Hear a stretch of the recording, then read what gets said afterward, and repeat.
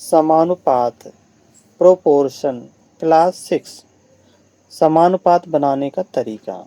दिवाकर ने 15 रुपये में 3 पेन खरीदे और अनुज ने 50 रुपये में 10 पेन खरीदे। तो इसको 15:50 समानुपात 3:10। बाह्य पदों का गुणनफल बराबर मध्य पदों का गुणनफल। 50 गुणा 3 बराबर 15 गुणा 10 बराबर 150 150 आ जाता है। तो यह अनुपात सही है। अगला एग्जाम्पल है 3 किलो सेब का मूल्य 360 रुपये तथा 15 किलो तरबूज का मूल्य 90 रुपये है। तो 3:15 बराबर 360:90 है। बाह्य पदों का गुणनफल और मध्य पदों का गुणनफल करते हैं तो 1:20 आता है। अतः यह अनुपात सही नहीं है। एक नियम। चूंकि और इसलिए के सवालों को एकक नियम कहते हैं। समान अनुपात में क्रम महत्वपूर्ण होता है। ये 3, 10, 12 और 40। तो यह क्रम सही है। 3, 10, 40 और 12 यह क्रम सही नहीं है। चतुर्थ अनुपात। तो चतुर्थ अनुपात में चतुर्थ पद अज्ञात होता है। ए, बी, सी और चौथा पद अज्ञात क्वेश्चन मार्क होता है। मध्यानुपात। मध्य के पद समान होते हैं वे अज्ञात होते हैं।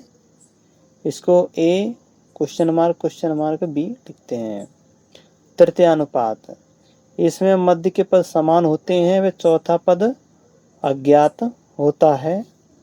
यानी कि ए अनुपात बी समानुपात बी अनुपात क्वेश्चन मार्क।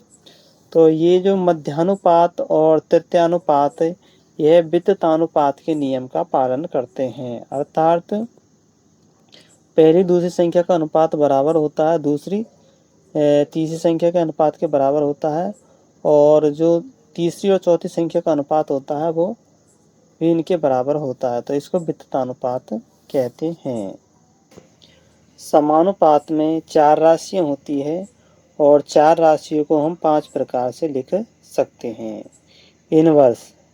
इनवर्स का मतलब होता है कि एक पक्ष को उल्टा करते हैं तो दूसरा पक्ष भी अपने आप उल्टा हो जाता है। जैसे A/B बराबर C/D हो तो पहले को हम A/B को हम B/A लिखेंगे तो दूसरा पक्ष D/C अपने आप हो जाएगा। फिर दूसरा है एकांतर का नियम। इसमें एक पक्ष की संख्या को दूसरे पक्ष की संख्या द्वारा प्रतिस्थापित कर देते हैं।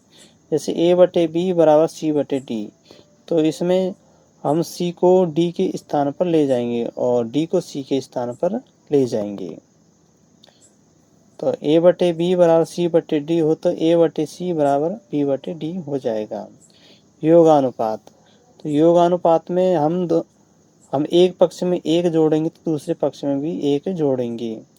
जब इसको हम हल करते हैं तो A+B/B बराबर C+D/D आ जाएगा। अंतरानुपात। इसमें हम एक पक्ष में -1 घटाएंगे तो दूसरे पक्ष में भी -1 घटाएंगे। तो इसको हल करने पर प्राप्त हो जाएगा A-B/B बराबर C-D/D। फिर पांचवा है योग अंतर अनुपात। योग अंतर अनुपात में A+B/A-B बराबर C+D/C-D हो जाता है। फिर देखते हैं कि अनुक्रम अनुपात।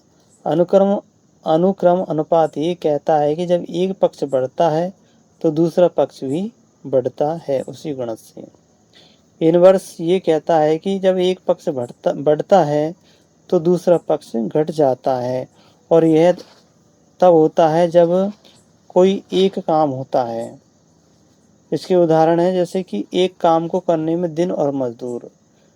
तो दिन बढ़ेंगे तो मजदूर घट जाएंगे और मजदूर बढ़ेंगे तो दिन घट जाएंगे क्योंकि काम एक ही है। उसी तरह से पैसे फिक्स है तो अगर हम पुस्तक खरीदते हैं, अगर पुस्तक का मूल्य बढ़ता है तो पुस्तक कम खरीदेंगे। अगर पुस्तक का मूल्य कम होता है तो पुस्तक ज़्यादा खरीदी जाएगी जब पैसे जेब में फिक्स हो तो इस तरह के सवाल हमारे पूर्ण हुए। साथ ही समानुपात का टॉपिक पूरा हुआ। वीडियो को लाइक करना और चैनल को सब्सक्राइब कर देना।